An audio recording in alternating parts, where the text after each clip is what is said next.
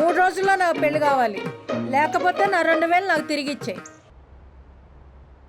Congratulations mister Ravi, good job.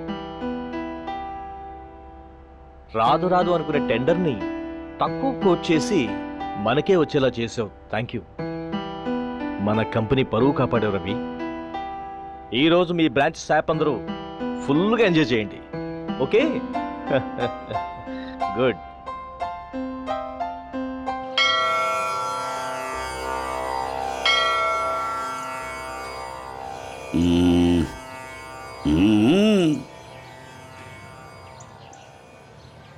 ఏమయ్యా స్వామీజీ, పౌర్ణమిలో పెళ్ళి అవుద్దన్నావు. పౌర్ణమి వెళ్ళిపోయింది, అమావాస్య వెళ్ళిపోయింది, మరి నా పెళ్ళి ఎప్పుడు? లింగరాజు, అమావాస్య వెళ్ళిపోయింది కదా, పౌర్ణమి ఇంకో 15 రోజుల్లో వస్తుంది, అయిపోతుందయ్యా నీ పెళ్ళి. నేను అడుగుతున్నది పౌర్ణమి సంగతి గురించి కాదు, నా పెళ్లి సంగతి. పెళ్ళి అవుతుందని తావిదిలిచ్చావు, విభూతినిచ్చావు, దానికని దీనికని నా దగ్గర 3000 కొట్టేశావు. ఏం లాభం? ఒక్క పిల్ల, ఒక్క ఆడపిల్ల అయినా నన్ను పెళ్లి చేసుకో లింగరాజు అని అందా? అదే శుక్రుడు 6వ ఇంట కూర్చుని ఒంటిగనితో శనిగాని చూస్తున్నాడు, అందుచేత కాస్త ఆలస్యం అవుతుంది. థే నోర్మయ్, నువ్వేనా ఎళ్ళ బ్రోకర్వా? సూర్యుడికి చంద్రుడికి లింక్ కలిపి కమిషన్ కొట్టేస్తావా? రే, ఫైనల్గా వార్నింగ్ ఇస్తున్నాను, నా దగ్గర తీసుకున్న 3000 రూపాయలు తిరిగి ఇస్తావా, లేదా నాకు పెళ్లి చేయి, లేకపోతే నీ మెడకు తాడు కట్టి ఇదే చెట్టుకి ఏలాడదీస్తా. బాబు, అసలు విషయం, ఉన్న విషయం చెప్తున్నాను, మీరేమీ అనుకోవద్దు. మీ మొహంలో పెళ్లి కళ లేదు. పెళ్లి కళ లేదా? మీరేం కంగారు పడకండి లింగరాజు గారు, మీ తప్పు కాదు, మీ మొహం తప్పు అసలే కాదు, అది శని కల్పించిన ప్రభావం. కాకపోతే ఇంకో 15 రోజుల్లో మీకు పెళ్ళయ్యే సూచనలు ఉన్నాయి. ఇంకో ముఖ్యమైన విషయం ఏంటది? కాకపోతే మీరు అంద వివాహం చేసుకోవాల్సి ఉంటుంది. అంత వివాహమా? అంటే గుడ్డి పిల్లని చేసుకోవాలా బాబోయ్? అబ్బే, అదేం కాదు నాయన, పెళ్లి కాకముందే పిల్లని చూస్తే టప్పుని చచ్చి ఊరుకుంటావు.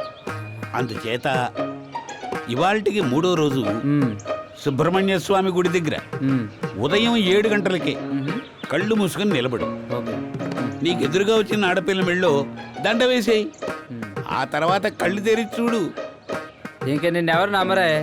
ఒకవేళ నా ఎదురుగా మగవాడు నిలబడితే? అదో పెద్ద సమస్యటండి. కళ్ళతో చూడకూడదు కానీ చేత్తో తడిమి ఆడపిల్ల అనిపిస్తేనే మెళ్ళో దండ వేయండి. ఇదే ఆఖరిసారిగా చెప్తున్నాను, నువ్వు చెప్పినట్టు జరగకపోయిందో అదిగో చెట్టు, నువ్వే గబ్బిలాలు ఏలాడతావు ఏంటి? అమ్మయ్యా, ఇవాళకి గంట గడిచింది.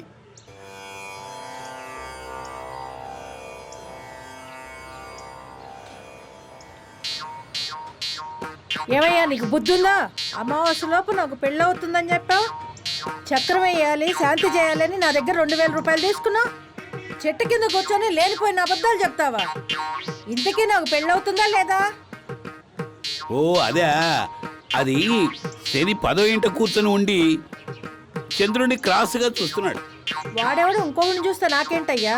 నీకు మర్యాదగా చెప్తున్నా, 3 రోజుల్లో నాకు పెళ్లి కావాలి, లేకపోతే నా 2000 నాకు తిరిగి ఇచ్చేయి.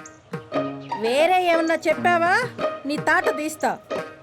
ఆవేశపడకమ్మా, ఆవేశపడకు, నీకు కళ్యాణ గడి వచ్చేసింది. అయితే చిన్న అడ్జస్ట్మెంటా? అంటే ఎలా? పొద్దున్నే 7 గంటలకి సుబ్రహ్మణ్య గుళ్ళో కళ్ళు మూసుకుని కూర్చో. ఒక వరుణ్ణి నేనే తీసుకొచ్చి నీ మెళ్ళో దండ వేయించి కళ్యాణం జరిపిస్తా. అవును, వినాయకుడి మీద ఒట్టు. ఊరుకో, నీ బుద్ధే మంచిది కాదు. కళ్ళు మూసుకున్నాక నువ్వే దండేసేస్తే? అబ్బా, ఏం చెప్పావు? ఈ ఆలోచన నాకు రాలేదే.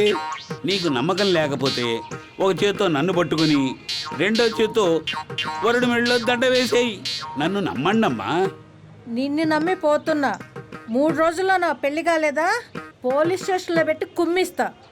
జాగ్రత్త, నా సంగతి తెలియదు. దేవుడా, ప్లేస్ మార్చినా పంచాయతీలు తప్పట్లేదే, దీనికి ఏమిటి మార్గం?